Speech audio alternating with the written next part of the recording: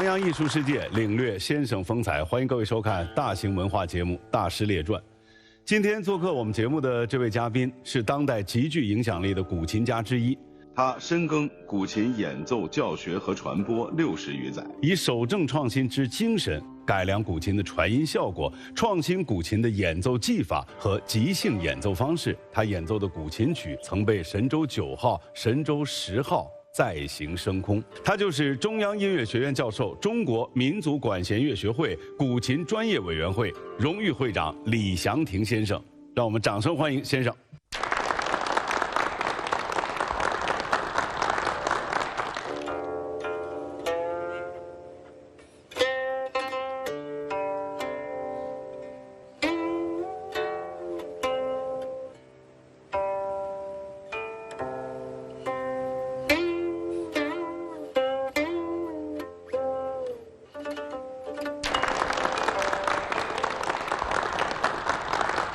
非常欢迎您来到我们的节目当中，谢谢。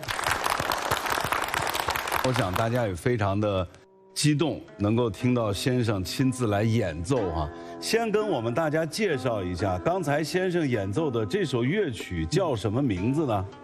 这首乐曲叫《关山月》。这首曲子大家可能已经很熟悉了。这个《关山月》啊，跟李白那首《关山月》的诗是一致的。它是表现的边疆的将士们思乡之情，但是呢，主要是为国效力的训练。它旋律不是哭哭啼啼的，它是豪壮的进行曲。另外，它的指法配合这个古琴的乐器的侧点，它有了很多强劲有力的指法，比如双音急促的向上滑，当当。它主要是一种豪壮的气质。很多人对古琴并不是很了解。首先，请先生先来跟我们大家讲一讲什么是古琴，好吗？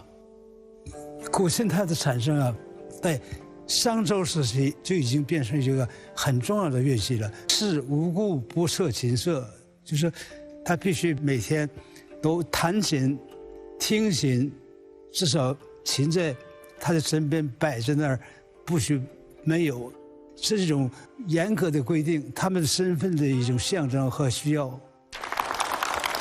正像先生刚才介绍的一样，古琴在中国文化当中，它从来就不简单的仅仅是一件乐器，它包含着我们的哲学、文化，甚至我们的精神追求。那么，我们的先生是如何和古琴结缘的呢？我们先通过一个短片来了解一下。1940年，李祥霆出生在吉林辽源。父亲在当地是有名的中医，也是少数的文化人。受家庭的影响，李祥霆从小便对琴棋书画非常感兴趣，尤其对音乐最为痴迷。由于身处偏远小城，当时他能够接触到的也只是一些民歌和戏曲，直到1947年当地解放，小城里有了露天电影，童年的李祥霆才眼界大开。那些电影中的配乐，他很快就能哼唱出来。李祥霆清楚地记得，上世纪50年代，家中添置了收音机，他第一次从广播中听到了琴箫合奏的古琴曲《关山月》。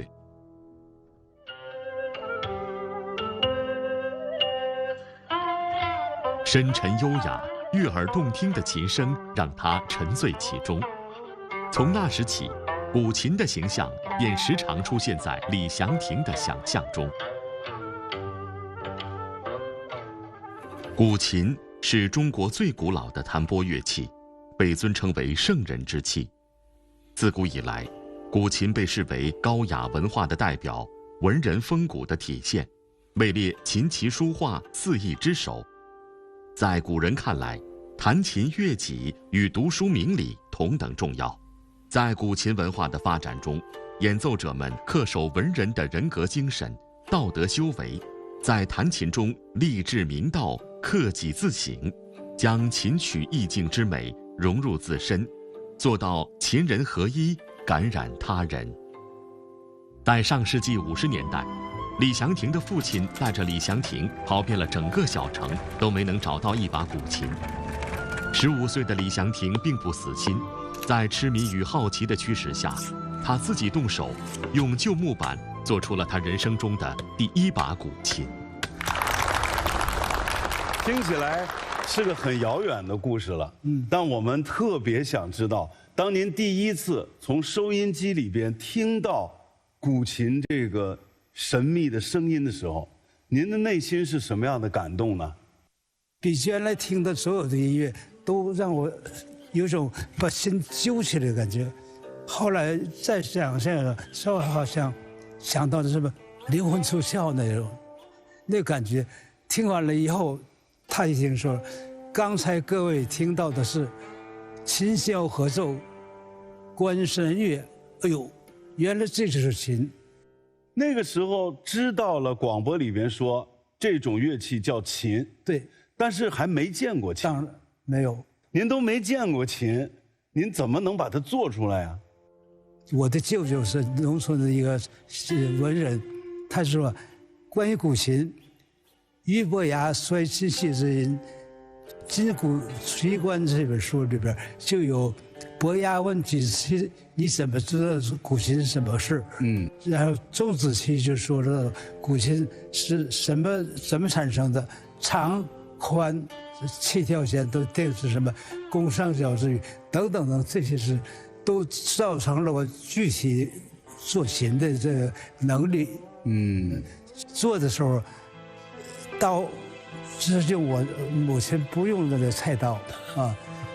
锯呢，我们家里有一些锯子，我父亲的开诊所用的牌子不用了以后，放在空屋子里，它就面就成桥了。对，就跟那画里边的需要一样，圆的形。然后呢，颜色呢，用墨汁涂成黑颜色。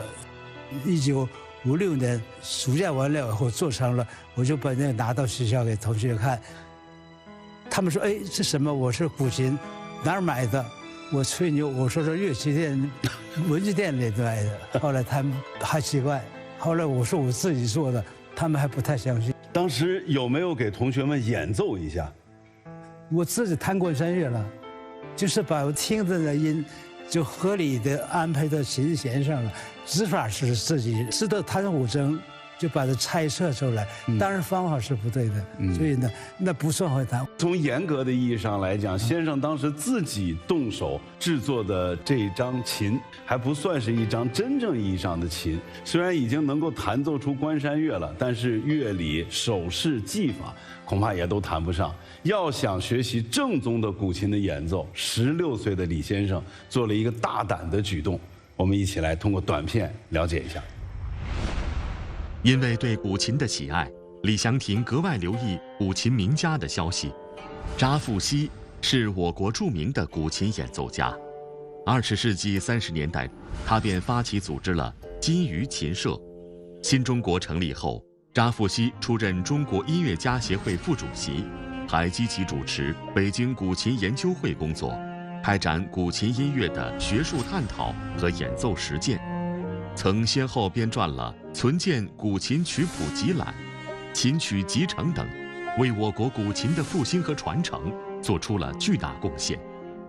1956年，李祥霆鼓起勇气给查复锡先生写了一封信，信中详细介绍了自己动手制作古琴的经过，还表达了希望查先生能够给他邮寄一些古琴曲谱的愿望。通过几次书信往来，查复锡对李祥霆的情况有了基本了解，不由被这个年轻人的真诚和执着所打动。在最后一封回信中，爱才心切的查复锡邀请李祥霆到北京，准备亲自指导他学琴。当年呢，查先生就住在北京2环里这样一个院落里边。对啊，查先生当时那是鼎鼎大名啊，了不起的大人物啊。您收到他的回信，肯定特别激动吧？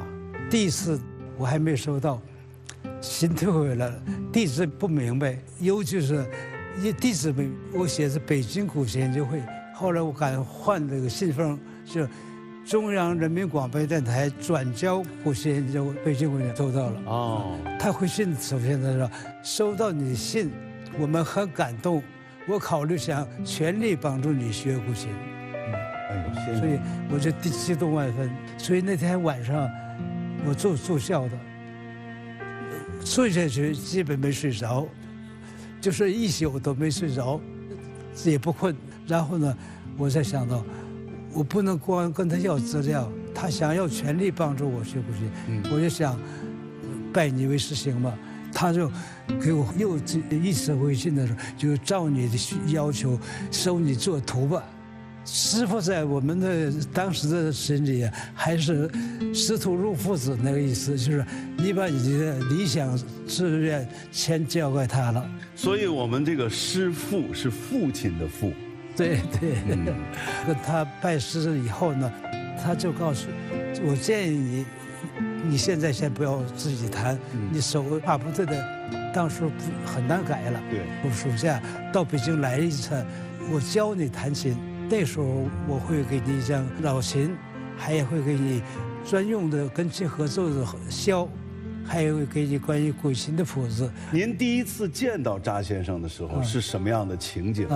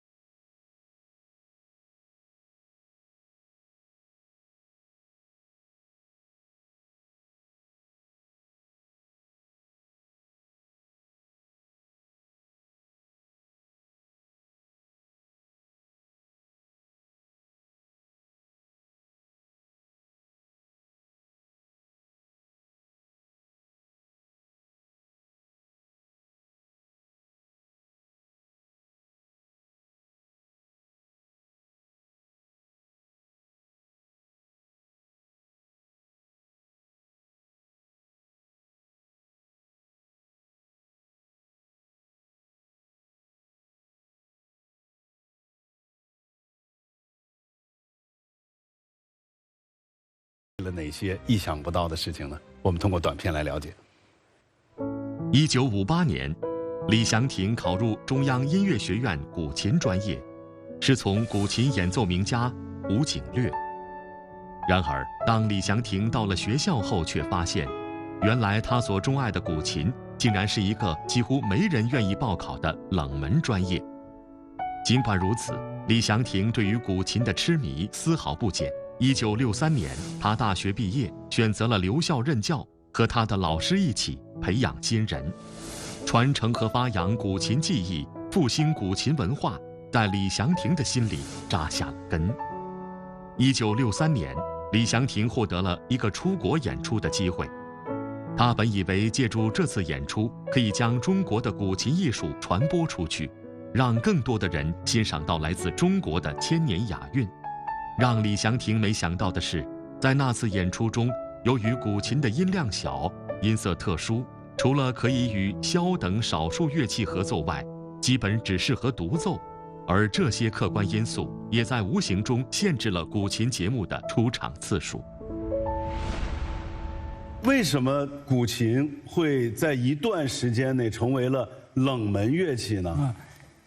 这个人呢，跟中国的历史发展有关系。唐宋元明清都是历史上古琴曾经很兴旺的，但是清朝鸦片战争以后，文人这也顾不上自己生存了，会弹琴的少了，会弹的曲目也少了。所以古琴到1936年，查老就对全国的有已知的还能弹琴的人进行问卷的调查，收到了200人。1956年，全国会弹琴的不到100人了。1963年出国演出，虽然您技艺很高超，然后对古琴充满信心，可是遭遇了大家的不理解。我那张琴呢，是后来介绍明朝的学校的乐器，我借的很好了，力量也够，但是弹完以后呢，没有音响。古琴是一种特殊的乐器，如果没有音响，就等于零，人们不习惯那种声音。我再有好琴，有力量，它也达不到别人那个琵琶、二胡，所以这种情况下，没有扩音，没有磁琴桌，都是临时借个恰机。然后呢，临我们回来的时候呢，他们吹笛子说：“祥廷兄啊，你这次出国是第一次，可能也就这么一去了。”为什么呀？他说：“你这古琴不受欢迎啊。”可以说啊，这第一次走出国门，第一次在国际上的演出就遭受了重挫。为了扭转古琴不受欢迎的现状，李祥廷又会做出怎样的努力呢？我们继续来看短片。从上世纪70年代起，李祥廷便开始和一些古琴演奏家对古琴进行改革。前人着琴多以丝质弦，丝弦韵味悠远，但却有着音量小、擦弦声重且易断裂的缺点。而钢弦虽然音量大、结实耐用，但是触感却不够光滑，音色上也少了些韵味。李祥廷提出，在钢弦外包上尼龙丝，这样既可以提高音量、减少噪音，还能保证古琴的音色悦耳动听，解决了琴弦的难题。同时，为了顺应时代发展要求，李祥廷还开始创作古琴新曲。那段时间里，他去到各地采风，无论是如诗如画的自然美景，还是热火朝天的建设场面，都成为他的创作素材。《三峡船歌》。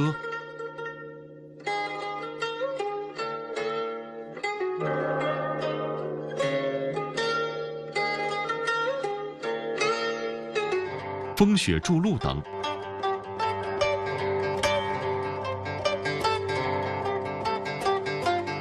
表现时代风貌的作品广受好评。在创作过程中，他借鉴了古筝、琵琶、都塔尔等乐器的演奏方式，创造了古琴演奏中从来没有用过的新指法。1982年，李祥廷在英国举行了古琴独奏会，古老的乐器和古老的琴曲在英国引起了轰动。几年后，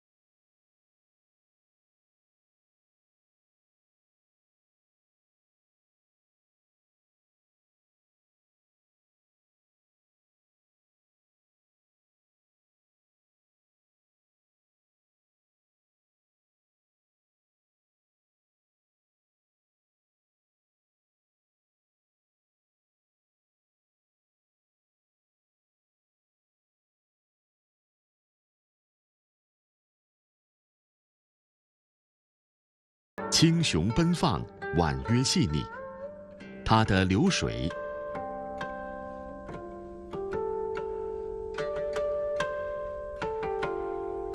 忆故人、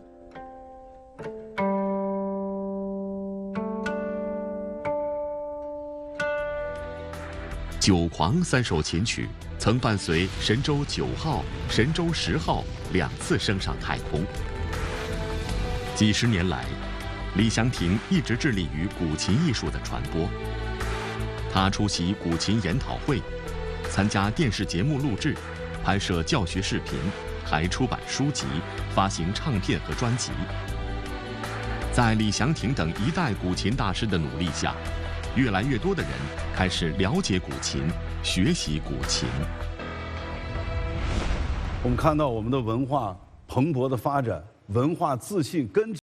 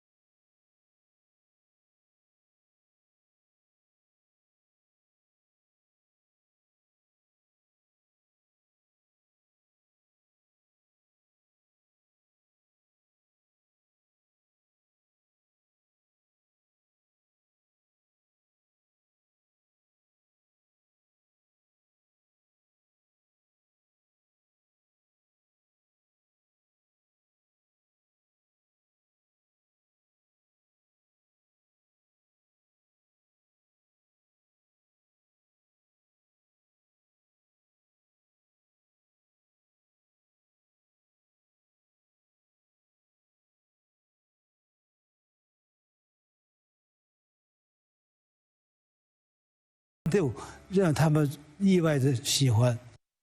后来我跟美国人即兴演奏来出唱片，就是出于题目，我们一块儿来即兴演奏，古琴为主旋律，这个也是他们在国际发现也是很受欢迎的。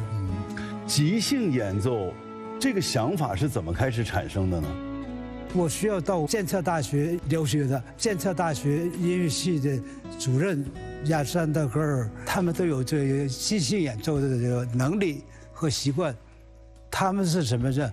他们是要想找一张片段音乐的，很完整的、有独立的，是一个音乐的片段，用它来做一个基础，用作曲的各种手法，比如说展开、再现。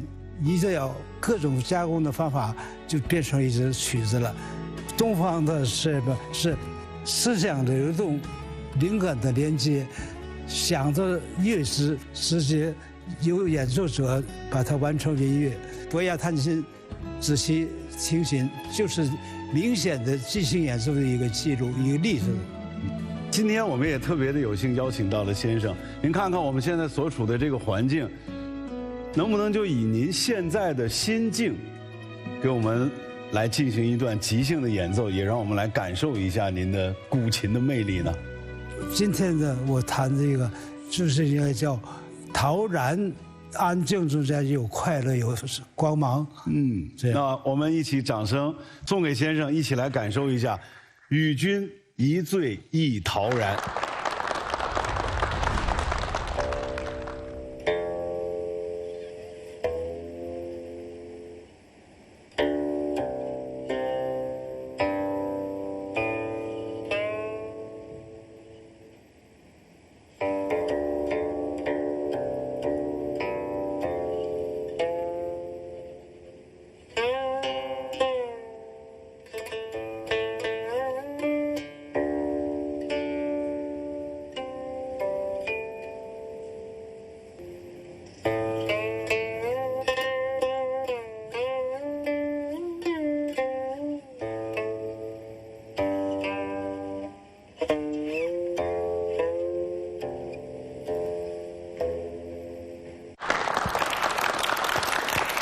谢谢先生给我们带来的即兴演奏。今天我们现场有很多喜欢古琴的朋友，大家有什么问题可以和先生现场交流一下。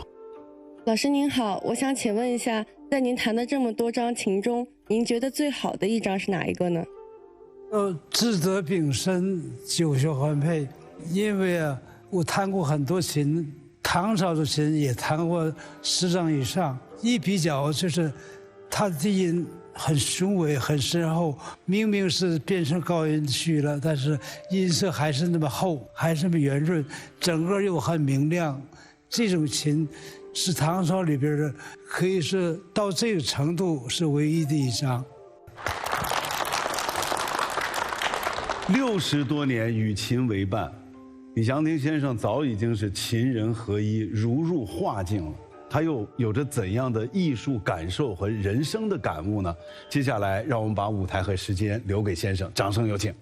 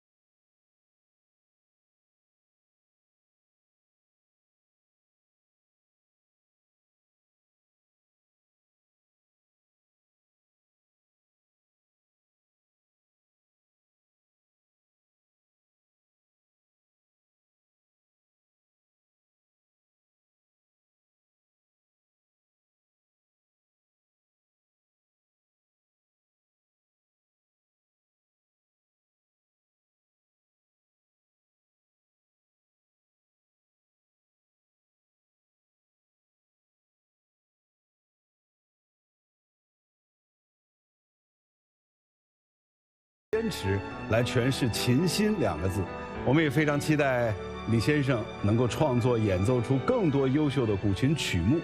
我们也更加有信心和底气相信，新时代需要文艺高峰，也完全能够铸就文艺高峰。让我们担负起新的文化使命，努力建设中华民族现代文明。再次感谢各位，我们起立，把掌声和敬意送给先生。谢谢您，也谢谢各位的收看，我们下期节目再见。